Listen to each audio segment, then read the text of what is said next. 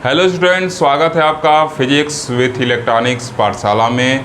आज के इस लेक्चर में हम लोग क्वांटम मैकेनिक्स का यूनिट सेकंड स्टार्ट करने जा रहे हैं और जिसका क्या नाम है, आइगन एंड एक्सपेक्टेशन वैल्यूज़। ठीक, इससे पहले हम लोग यूनिट फर्स्ट को कम्प्लीटली फिनिश कर चुके हैं। उसमें हम लोग कल पढ़े थे कंपोनेंट ऑफ एंगुलर मोमेंटम और उस पर कुछ आपको असाइनमेंट भी वीडियो के लास्ट में दिया गया था। तो उम्मीद है आप असाइनमेंट को सॉल्व कर रहे होंगे और सॉल्व भी कर ले जाएंगे क्योंकि काफ़ी आसान है। फिर भी अगर आपको कोई डाउट हो तो आप उसको कमेंट करके पूछिएगा, या व्हाट्सएप पे या टेलीग्राम पे, या फिर अगर नहीं सॉल्व होगा, ज़्यादा दिक्कत होगा तो फिर आप बताइएगा तो उसका वीडियो बना के अलग से अपलोड कर दिया जाएगा। ओके, लेकिन आप उनको ज़रूर सॉल्व करिएगा क्योंकि अगर आप कंपटीशन एग्ज़ाम का भी तैयारी कर रहे होंगे तो उसमें भी आपके लिए CUT वगैरह का एग्ज़ाम जो होता है उसमें भी काफ़ी यूज़फुल है। साथ ही साथ अब जो हम लोग क्लासिकल मैकेनिक्स में स्टार्ट किए हैं वो क्या था, लैग्रेंजियन फॉर्मूलिज्म था वो। और ये जो हम लोग पढ़ने चल रहे हैं, ये मतलब अब जो हम लोग चैप्टर्स पढ़ने चल रहे हैं ये IIT JEM और नेट CSIR नेट के एग्ज़ाम के लिए काफ़ी इंपॉर्टेंट चैप्टर हैं। ठीक, तो अभी तो मैं आपके ग्रेजुएशन लेवल के सिलेबस पे फोकस कर रहा हूँ। अगर सिलेबस टाइम से ख़त्म तो हो ही जाएगा टाइम से, अगर सिलेबस टाइम से पहले ख़त्म हो गया तो मेरा कोशिश रहेगा कि आपको कुछ IIT JEM CUT के अकॉर्डिंग भी कुछ इसमें बताया जाए जो आप पढ़ रहे हैं, ताकि अगर आप कंपटीशन में बैठे एंट्रेंस एग्ज़ाम में तो उसमें भी आपका लाभ हो। लेकिन सबसे पहले मेरा जो फोकस रहेगा वो आपका BSc लेवल के सिलेबस को फिनिश करना रहेगा। ठीक, उसके बाद ही हम लोग इस पर देखेंगे कि कंपटीशन में कैसे इसको पढ़ेंगे और क्या क्या क्वेश्चन इससे पूछते हैं। ओके, तो अब हम लोग eigen value and expectation value पढ़ेंगे। इससे पहले फर्स्ट चैप्टर का जो वीडियो जितने हैं उसका प्लेलिस्ट बना के उसका लिंक ऊपर आई बटन पे दिया गया है, आप वहां क्लिक करके और हर एक वीडियो को सीरियल वाइज देखिए। अगर आप सीरियल वाइज देखेंगे तो आपको काफ़ी अच्छे से समझ में आने वाला है। क्लियर है? तो अब देखिए हम लोग समझते हैं कि आइगन वैल्यू क्या होता है। इसमें हम लोग देखेंगे क्या क्या देखेंगे, आइगन वैल्यू जो फर्स्ट हेडिंग हम लोग पढ़ेंगे, eigen value, eigen function, eigen value, eigen function. और अभी देखिएगा आगे एक और टॉपिक हम लोग पढ़ेंगे जो इन दोनों को आपस में कंटेन करेगा, उसको क्या नाम देंगे, equation of eigen value, equation of eigen value उसको कहेंगे।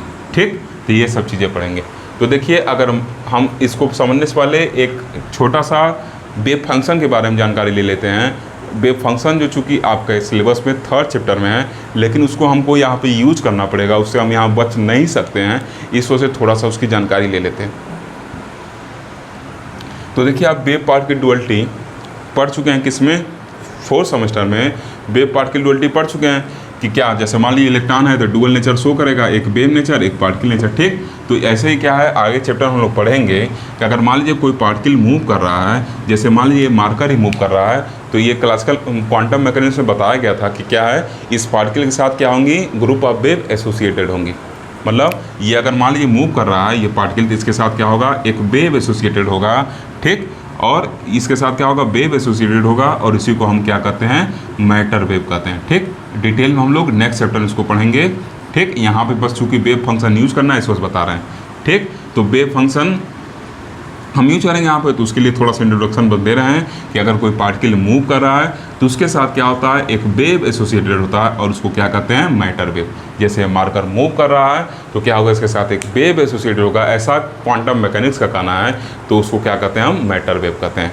ओके, तो अब इन्हीं मैटर वेव में, मतलब पार्टिकल, इन्हीं मैटर वेव में पार्टिकल जो है उसके पोजीशन को, उसके मोमेंटम को बताने के लिए हम क्या करते हैं, एक वेव फंक्शन लिखते हैं जो क्या होता है, पोजीशन और टाइम का फंक्शन होता है। उसी एक फंक्शन लिखते हैं साइन, जो क्या होता है, पोजीशन और टाइम का फंक्शन होता है। इसी को हम क्या कहते हैं, वेव फंक्शन कहते हैं।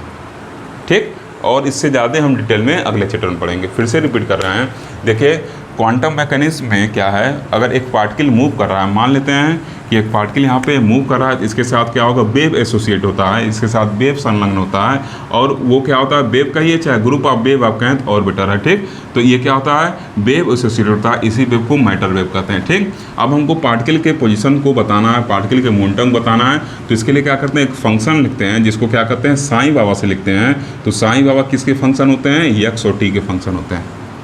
ठीक, कि अगर इसका पोजीशन मोमेंटम बताना है तो ये क्या होगा, आप अगर 3D में बात करें तो क्या होगा, RT कर सकते हैं। ठीक, इस sin t को हम लोग पीछे ऑपरेटर को पढ़ने में यूज किए थे, आपको याद होगा। ठीक, तो इसी को हम लोग क्या कहेंगे, वेव फंक्शन कहेंगे। क्लियर है वेव फंक्शन। अब ये वेव फंक्शन क्यों यूज करें, क्योंकि ये वेव फंक्शन बताएगा पार्टिकल का मोमेंटम क्या है, पार्टिकल की वेलोसिटी क्या है, पार्टिकल का पोजीशन क्या है किसी टाइम पे। क्लियर। तो अब देखिए इसमें हम लोग को क्या पढ़ना है, जो फर्स्ट हेडिंग आज हम लोग पढ़ने जा रहे हैं वो क्या पढ़ना है हम लोग को, आइगन वैल्यूज़। और यहाँ देखिए 2 बार लिख दिया हूँ, यहाँ क्या होगा, आइगन फंक्शन होगा, ये क्या होगा, आइगन फंक्शन। ये सब चीज़ों को क्या करना है, पढ़ना है। तो काफ़ी आसान है। जैसे मान लीजिए ए कोई एक आपका ऑपरेटर है, ए क्या है, एक ऑपरेटर है। तो ए ऐसे लिखा हो तो क्या हम इसको ऑपरेटर कह सकते हैं, नहीं कह सकते। इसलिए इसको क्या करना पड़ेगा, टोपी पहनाना पड़ेगा। और ये टोपी क्या है, इसकी पहचान है कि ये क्या है, ऑपरेटर है। तो जब ए ऑपरेटर है तो अकेले तो यूजलेस है, अकेले क्या है, ये यूजलेस है। जैसे आत्मा के बिना हम लोग की शरीर यूजलेस है, वैसे किसी फंक्शन के बिना कोई ऑपरेटर क्या है, यूजलेस है। सिंपल भाषा में समझिए। तो अब इसको ऑपरेट कराने के लिए हमको क्या चाहिए, एक वेव फंक्शन चाहिए। तो मान लेते हैं हमारा साई क्या है, एक वेव फंक्शन है। और अगर ये ऑपरेटर ए क्या हो सकता है, ये तो ऐसा कोई सिंबल हम लोग पढ़े नहीं कि कोई ऑपरेटर हो पर्टिकुलर इसका कोई नेम हो। ठीक, ये क्या है, एक जनरल वैल्यू हम यूज किए हैं। ये ऑपरेटर क्या हो सकता है, आपका पोजीशन ऑपरेटर हो सकता है, मोमेंटम ऑपरेटर हो सकता है, एनर्जी ऑपरेटर हो सकता है, वेलोसिटी ऑपरेटर हो सकता है, कोई भी ऑपरेटर हो सकता है। ठीक, ये ऑपरेटर इस वेव फंक्शन साई पे अप्लाई हो सकता है, इस वेव फंक्शन का कोई वैल्यू हो सकता है। ठीक, तो जब इस पे अप्लाई हो तो कुछ ऐसा क्या हो, वैल्यू मिले। फिर से बोल रहे हैं कि जब ये इस पे अप्लाई हो तो कुछ ऐसा वैल्यू हमको मिले। तो इस कंडीशन में अगर जो फंक्शन है जिसके साथ ये अप्लाई हुआ है, ठीक, जिसके साथ क्या है, ये अप्लाई हुआ है, सेम वही फंक्शन मिल जा रहा है, तो क्या हुआ, इसको हम क्या कहेंगे, आइगन फंक्शन कहेंगे। इसको क्या नाम देंगे, आइगन फंक्शन नाम देंगे। फिर से बात को समझिएगा। मान लीजिए कोई एक वेव फंक्शन साई हमारे पास है। ठीक, वेव फंक्शन क्या है, साई हमारे पास है, उस पर एक ऑपरेटर अप्लाई हो रहा है, मतलब उस पर क्या कर रहे हैं, एक ऑपरेटर लगा रहे हैं। तो फिर क्या हो रहा है, हमको सेम फंक्शन मिल रहा है और उसके साथ कुछ क्या हो रहा है, कांस्टेंट वैल्यू मिल रहा है। तो चूंकि ये फंक्शन जो सेम मिल रहा है इसको क्या कहेंगे, हम आइगन फंक्शन कहेंगे।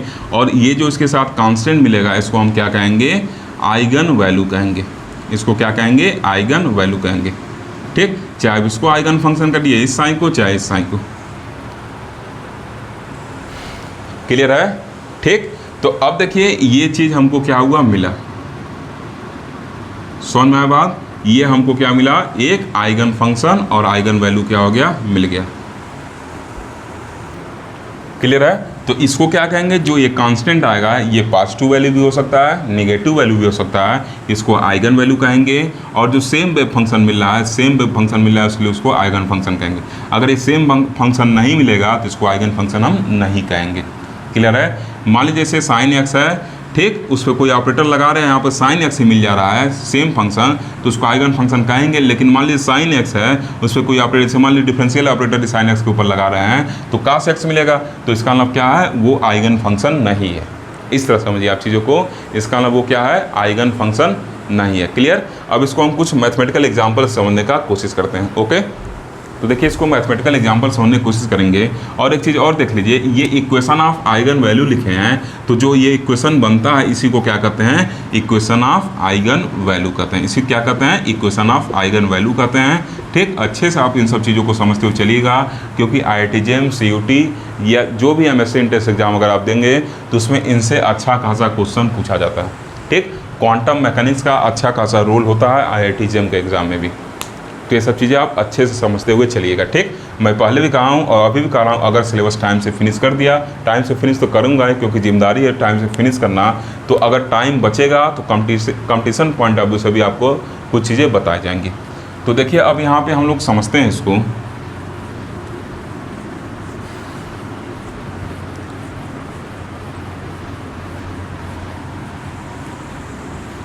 जैसे मान लीजिए हम मान लेना है कि साई जो हमारा क्या है, e के पावर 2x है। साई क्या हमारा e के पावर 2x है, और हम क्या कर रहे हैं, e के पावर 2x है, और ऑपरेटर a जो है हमारा, ऑपरेटर a क्या है, एक डिफरेंशियल ऑपरेटर है।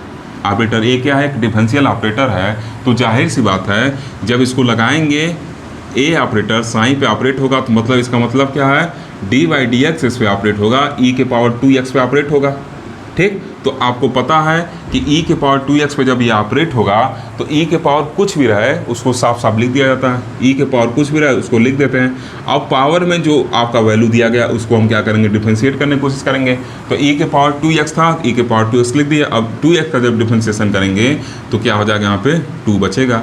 इसका नाम ए ऑपरेटर साइन का जो वैल्यू आ रहा है कुछ इस तरह आ रहा है। अब इसको फिर अगर देखें हम तो ये क्या है आपका 2 है और e के पावर 2x क्या है, ये तो हमारा साइन वैल्यू ही है, तो साइन वैल्यू मिल गया। इसका मतलब जो अभी को हम लोग पढ़े हैं, देखिए ये वाला फॉर्म आपको साफ साफ दिख रहा है, यहाँ पे दिख रहा है ना। इधर भी हमारा क्या था, साइन का वैल्यू e के पावर 2x था और इधर भी e के पावर 2x आ रहा, मतलब सेम साइन मिल गया। और फिर क्या हुआ, ये एक कांस्टेंट भी हमको मिल रहा है। इसका मतलब ये क्या कहलाएगा, हमारा आइगन वैल्यू कहलाएगा। ये क्या कहलाएगा, आइगन वैल्यू कहलाएगा। और ये साइन क्या हो रहा है, जो सेम साइन था, जो इधर साइन जी थे वही साइन इधर भी आ जा रहा है। इसका मतलब क्या है, ये क्या कहलाएगा, आइगन फंक्शन कहलाएगा। क्या कहलाएगा, आइगन फंक्शन कहलाएगा। और ऐसा इक्वेशन जो आइगन फंक्शन और आइगन वैल्यू को कंटेन किया हुआ है उसको हम क्या कहेंगे, इक्वेशन ऑफ आइगन वैल्यू। उसको क्या कहेंगे, इक्वेशन ऑफ आइगन वैल्यू कहेंगे। उम्मीद है आप इन चीज़ों को समझ चुके होंगे। इसको क्या कहेंगे, इक्वेशन ऑफ आइगन वैल्यू कहेंगे। क्लियर है। अभी मान लीजिए यहाँ पे हम क्या ले लेते हैं, साइन एक्स ले लेते, उसका डिफरेंशिएशन करते तो वो कास एक्स में चला जाता, तो क्या सेम फंक्शन मिलता, नहीं ना मिलता। तो इसका मतलब क्या है, वहाँ पे क्या होता, जो आपका साइन था वो क्या था, आइगन फंक्शन नहीं रहता। चलिए इस चीज़ को समझ ही लेते हैं। जैसे मान लीजिए अब हम लोग यहाँ पे एक वेव फंक्शन ले रहे हैं साइन, इसका वैल्यू क्या मान ले रहे हैं, x³ मान ले रहे हैं। ठीक, और जो ऑपरेटर a है हमारा उसको क्या मान ले रहे हैं, d बाई डी एक्स मान ले रहे हैं। तो अब जब इसको ऑपरेट कराएंगे, एक के पावर कैप मतलब ऑपरेटर हो गया, साइन जब इस पर ऑपरेट होगा तो क्या हो जाएगा, d बाई डी एक्स, और ये क्या हो जाएगा, x³ होगा। ठीक, आपको पता है जब इसका डिफरेंशिएशन करेंगे तो क्या हो जाएगा, 3x² आ गया। ठीक, तो a साइन इक्वल टू क्या हो गया, 3x² आ गया। मतलब अब जो हमारा वेव फंक्शन आ रहा है ये क्या है, एक कांस्टेंट a तो आ रहा है लेकिन अब वेव फंक्शन ये चेंज हो चुका है। मान ले रहे हैं ये क्या है, साइन डैश है। तो देखिए कुछ इस तरह मिल रहा है। इसका मतलब क्या है, अब जो हमारा ये वेव फंक्शन है ये क्या है, आइगन फंक्शन नहीं है। ठीक, तो ये सब चीज़ें होती हैं। अगर सेम वेव फंक्शन मिल रहा है तो हम उसको क्या कहेंगे, आइगन फंक्शन कहेंगे और आइगन वैल्यू कह देंगे। लेकिन यहाँ पे सेम फंक्शन नहीं मिल रहा है, कांस्टेंट तो मिल रहा है ठीक है, लेकिन जब ये आइगन फंक्शन ही नहीं मिल रहा है तो इसका मतलब क्या है, ये हमारा आइगन फंक्शन और आइगन वैल्यू नहीं है। क्लियर है। इसी तरह साइन एक्स लेंगे, डिफरेंशिएशन करेंगे तो कास एक्स आ जाएगा। ठीक, तो वहाँ भी क्या होगा, फंक्शन आपका अल्टर हो जाएगा, चेंज हो जाएगा। तो ये सब चीज़ें हम लोग को ध्यान देना है। अगर सेम फंक्शन मिल रहा है ऑपरेटर लगाने के बाद तो क्या, और उसके साथ एक कांस्टेंट आ रहा है तो इसका मतलब क्या है, सेम वेव फंक्शन जब मिलता है तो उसको आइगन फंक्शन कहते हैं, और जो आगे कांस्टेंट आता है उसको क्या कहते हैं, आइगन वैल्यू कहते हैं। और ऐसा इक्वेशन जो आइगन फंक्शन और आइगन वैल्यू को कंटेन किया है उसको इक्वेशन ऑफ आइगन वैल्यूज़ कहते हैं। ओके, तो आगे अब हम लोग देखेंगे कि अगर एग्जाम में 60 क्वेश्चन में इसका पूछता है तो कैसे आंसर लेके आना है। ओके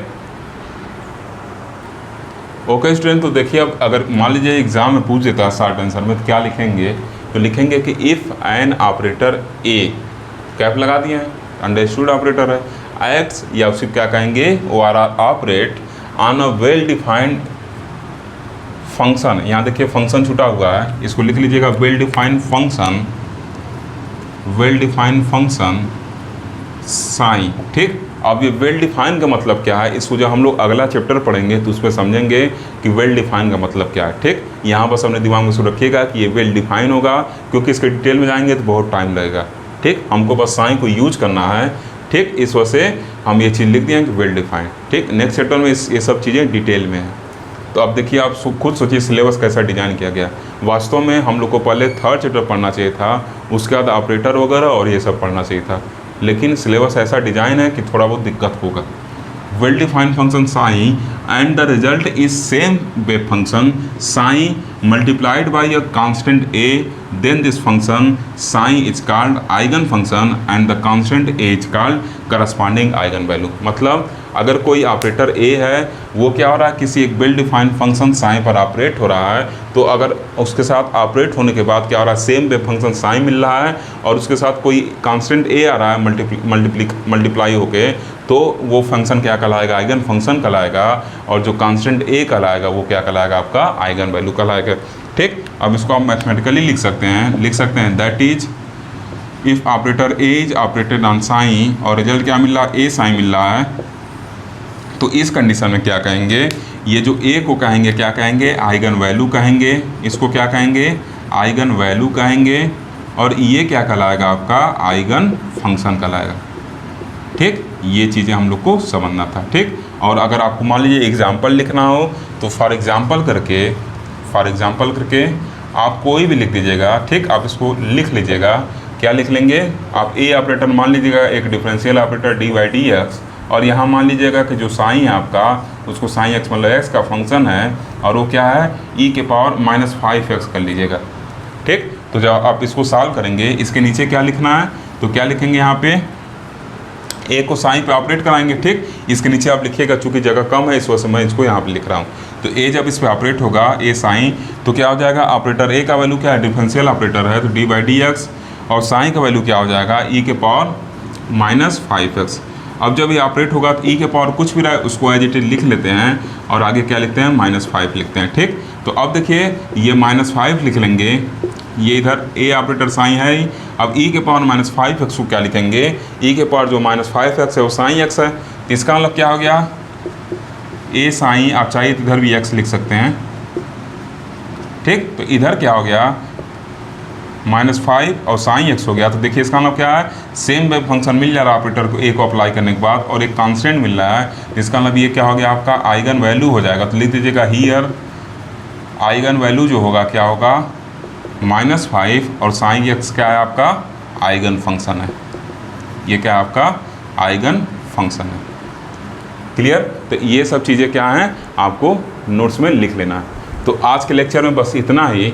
अब आगे कल हम लोग नेक्स्ट टॉपिक स्टार्ट करेंगे चैप्टर 2 का, और कोशिश रहेगा कि जल्द से जल्द आपका जो पार्ट बी है फर्स्ट पेपर में, मतलब फर्स्ट पेपर में जो पार्ट बी आपका स्टैटिस्टिकल फिजिक्स, और जो सेकंड पेपर में आपका पार्ट बी है एटॉमिक एंड मॉलिक्यूलर स्पेक्ट्रा या स्पेक्ट्रोस्कोपी करके है, तो वो भी स्टार्ट किया जाए। ठीक, जल्द से जल्द स्टार्ट करेंगे। बाकी आप सिलेबस का टेंशन ना लीजिए। देखिए एक चैप्टर हम लोग फिनिश कर ही चुके हैं, आगे अभी देखिएगा सितंबर अक्टूबर में काफ़ी तेज़ी से आपका कोर्स आगे बढ़ने वाला है।